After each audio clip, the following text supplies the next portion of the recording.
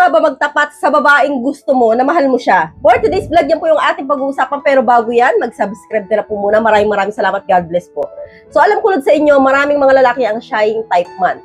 Maraming lalaki ang mga torpe na hindi kayang magtapat o paano nga ba ipagtatapat sa babae na talaga nga namang mahal mo siya. So minsan may mga lalaki na talaga nga namang merong daga sa kanilang mga dibdib, no? Nahihiya na umamin sa babae. So kung ikaw po yung tipo ng taong torpe para sa itong video na ito. So paano nyo nga ba, Lods, ipagtatapat sa isang babae na talaga nga namang mahal mo siya, no? So unang-una, Lods, hindi mo naman kailangan sabihin yan diretsa na, hoy, Jinky, mahal kita. So kailangan, Lods, no, paramdam mo po muna, no? Maging close ka muna sa kanya, kaibiganin mo muna, usapin mo, and then next, usapin mo yung about sa kanya, no? Pakita mo na interesado ka sa buhay niya. So, sa ganun parang, Lods, mapapansin na kagad ng babae na posibleng gusto mo siya. So, dahan-dahan lang po dapat, Lods, no? Step by step ang pagtatapat sa babae, hindi po biglaan.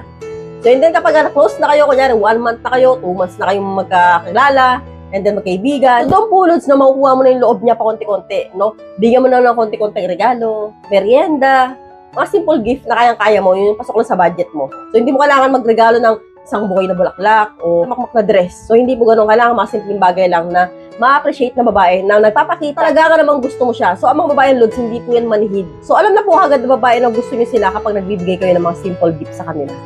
So, nararamdaman na po agad ng babae yun. Kasi po, Lods, ng babae, ang mga bagay na binibigay mo sa kanya, no, good signs po yan. Ibig sabihin, posibleng may pag-asa ka sa kanya at gusto ka rin niya. Nandun na kayo sa step 2 na yun na tinatanggap niya na lahat ng binibigay mo sa kanya. Yung mga simpleng merienda, kape, gano'n, yung mga luto mong ulam. Dito ka po sa step 3 na kakausapin mo siya na seryoso, yayain mo siyang mag-date. Pag sumama, doon ka na dapat magtapat. Sabihin mo sa kanya, ako na rin, nag-date na tayo, tayong dalawa, diba? Jinky, salamat nga pala kasi sinamahan mo ko, date ka na mamasyal tayong dalawa. So kaya nga pala kita nayaya lumabas dahil may gusto akong sabihin sa'yo. Siguro naman, alam mo na at nararamdaman mo na yun matagal na. So, ganun. Sinabi nga, ano ba yun? So, yun po yung tanong na yun. Kunwari lang po yun. So, nagtatanong lang ganun. Normal lang po na tanong yun. Pero deep inside, alam niya na po yun, no? So, kapag tinanong ka niyang ganyan, o kahit hindi niya tinanong na ganun, sabihin mo kasi mahal kita. At yun na nga, nililigawan nga kita.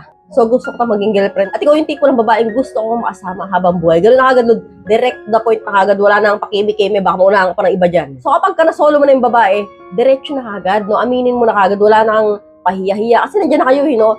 Pagkakataon mo na yan para umamin. Para malaman mo rin yung nararamdaman niya para sa'yo. So, ganun na kasimple.